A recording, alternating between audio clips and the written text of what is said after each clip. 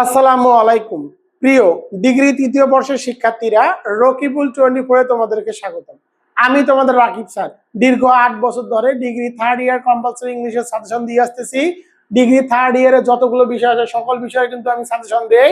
আজকে আমি তোমাদের জন্য সমাজ বিজ্ঞান পঞ্চম পত্রের শর্টকাট সাজেশন দিয়ে দিব, যে পরীক্ষাটি অনুষ্ঠিত হবে 26 জুলাই 2026। 26 জুলাই 2026।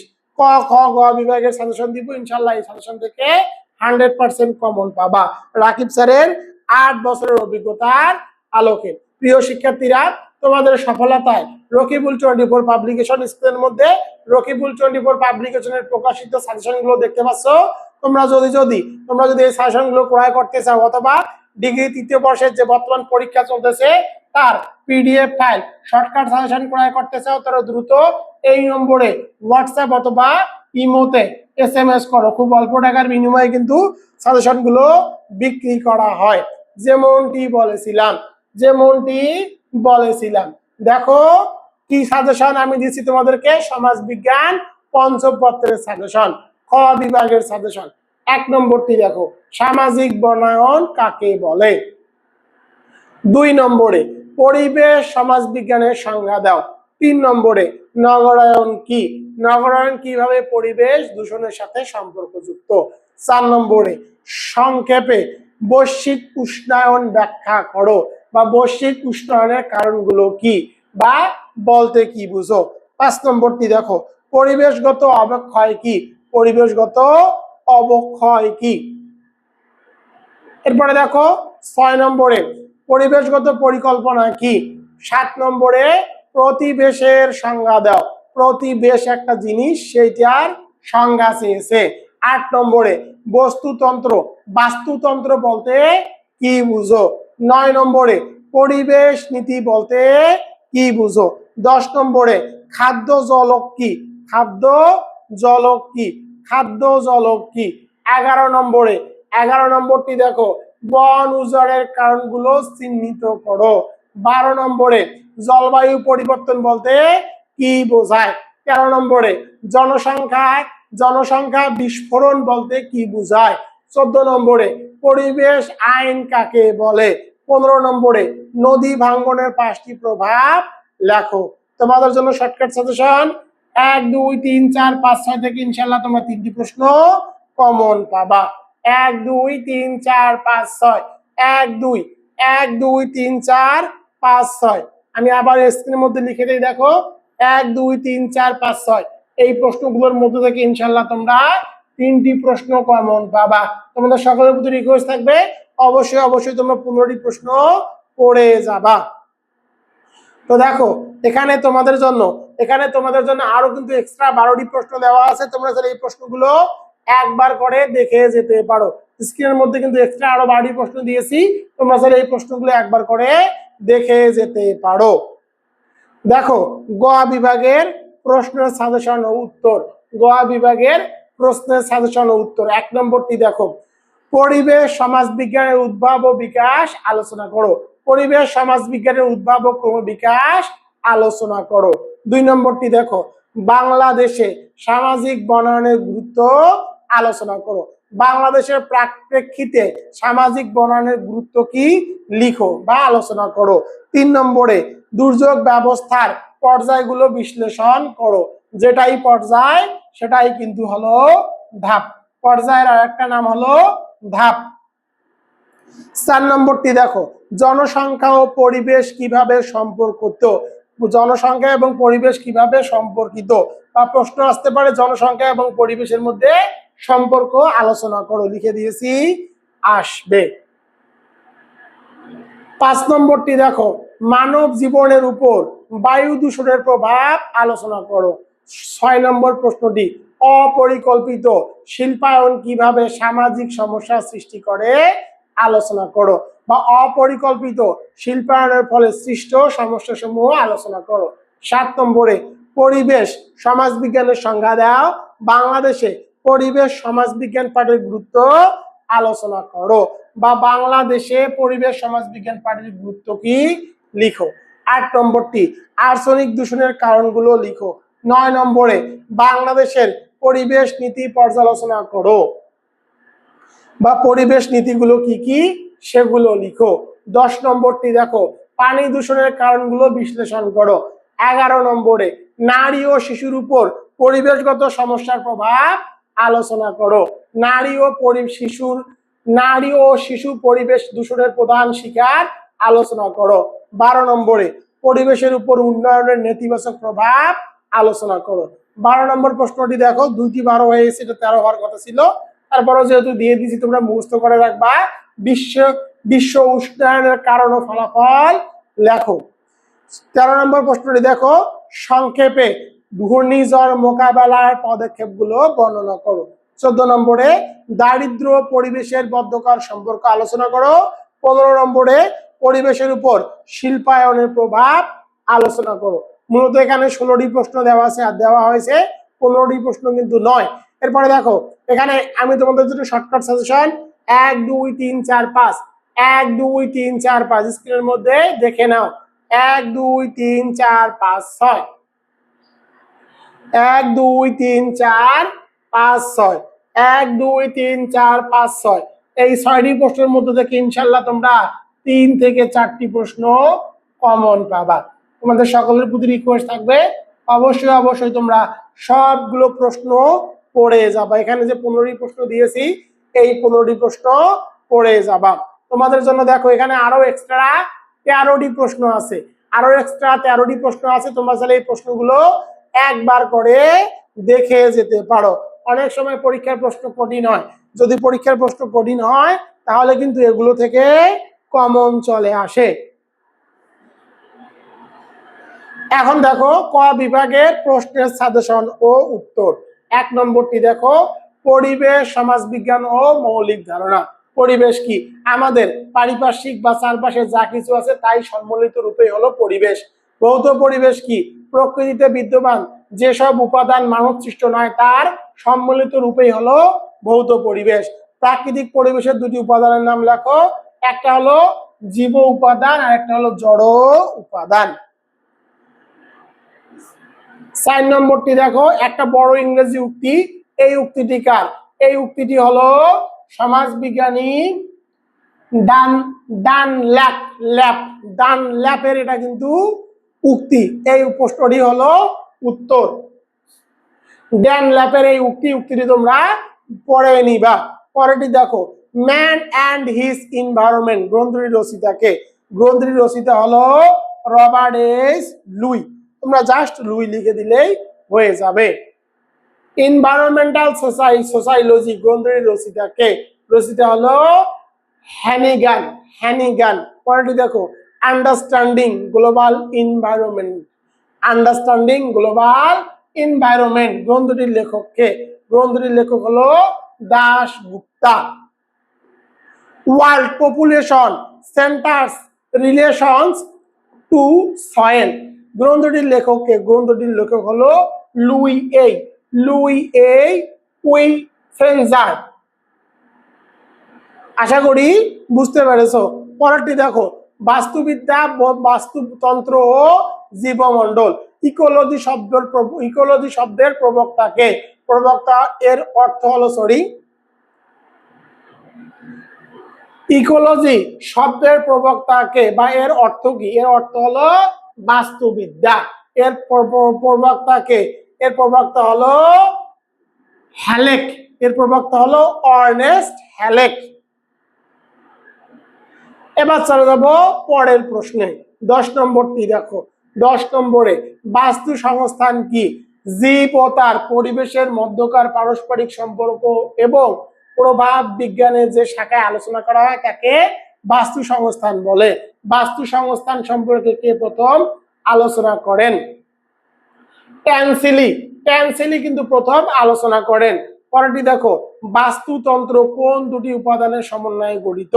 উপাদান 2টি হলো অজীব অর্থাৎ জড় উপাদান আর একটা হলো সজীব অর্থাৎ জীব উপাদান। 13 নম্বরটি দেখো প্রতিবেশ কি?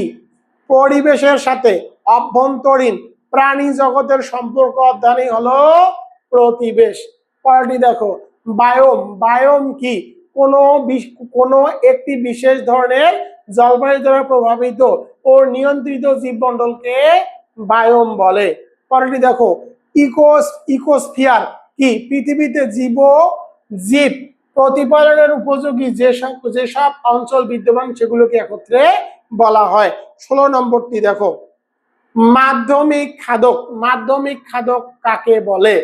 মাংসাশী প্রাণীদেরকে মাধ্যমিক খাদক বলে। 17 নম্বরটি দেখো, বায়ু দূষণ কি? বিশ্ব স্বাস্থ্য সংস্থার মতে বায়ুমণ্ডলের কোনো ক্ষতিকর পদার্থ যখন এমন মাত্রায় অবস্থান করে যা মানুষ ও পরিবেশের জন্য ক্ষতিকর তখন তাকে বায়ু দূষণ বলে। বাতাসে কার্বন ডাই অক্সাইডের মাত্রা কত? বাতাসে কার্বন ডাই অক্সাইডের স্বাভাবিক মাত্রা হলো 0.03%। 19 নম্বরে, পানি দূষণ বলতে কি বোঝায়? বিভিন্ন ক্ষতিকর বস্তু মিশে পানির স্বাভাবিক গুণাগুণ নষ্ট হয়ে যাওয়াকে পানি দূষণ বলে। আর্সেনিক কি? আর্সেনিক একটি বিষাক্ত রাসায়নিক পদার্থ যা পানিতে দ্রবীভূত অবস্থায় পাওয়া যায়। বিশ্ব স্বাস্থ্য সংস্থার মতে পানিতে আর্সেনিকের সর্বোচ্চ সহনশীল মাত্রা কত? 0.05 মিলিগ্রাম। 22 নম্বরে, লবণাক্ততা কি? সাধারণত মাটি ও পানিতে লবণের পরিমাণ মাত্রা অতিরিক্ত হয়ে বৃদ্ধি পাওয়া যে ক্ষতি হয় সে অবশিষ্টি হয় তাকে লবণাক্ততা বলে। অর্থাৎ যে পানিতে লবণের মাত্রা কি হবে? বেশি থাকবে, এবং এই বেশি থাকার কারণে কিন্তু সেখানে চাষাবাদের ক্ষতি হবে, এটাই হলো লবণাক্ততা। এরপরে দেখো 23 নম্বরটি দেখো, পরিবেশ দূষণের দুটি প্রধান শিকার কারা? পরিবেশ দূষণের প্রধান শিকার কারা? একটা হলো নারী ও শিশুরা। সিএফসি এর পুনরূপ কি? Chlorofluoro carbon. সিএফসি গ্যাসের দুটি উৎস কি? একটা হলো রেফ্রিজারেটর, যেটাকে বলা হয়, আর এয়ার কুলার। রেফ্রিজারেটর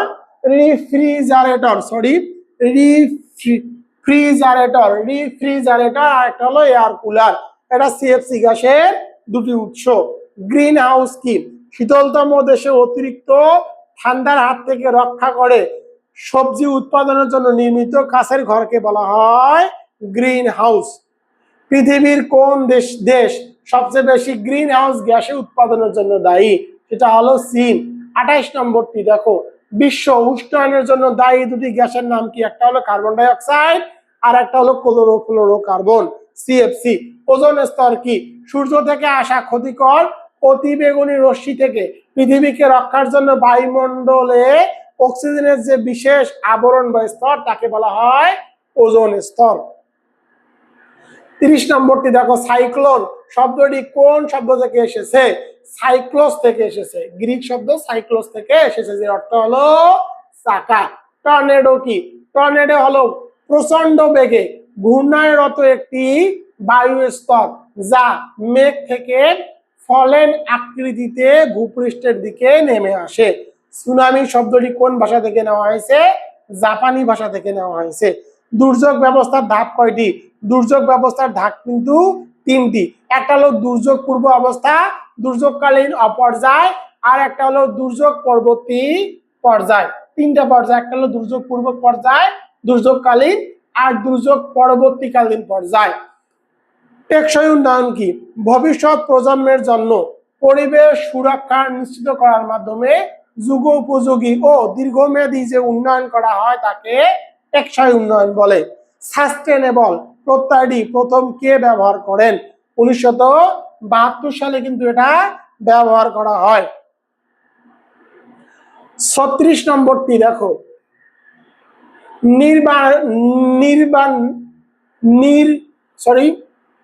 আরেকবার দেখি তোমাদের এখানে 36 নম্বরটি দেখো,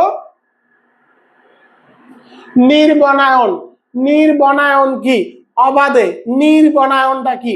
অবাধে গাছপালা ধ্বংসের মাধ্যমে বনভূমি উজাড় করার প্রক্রিয়া হলো নির্বনায়ন।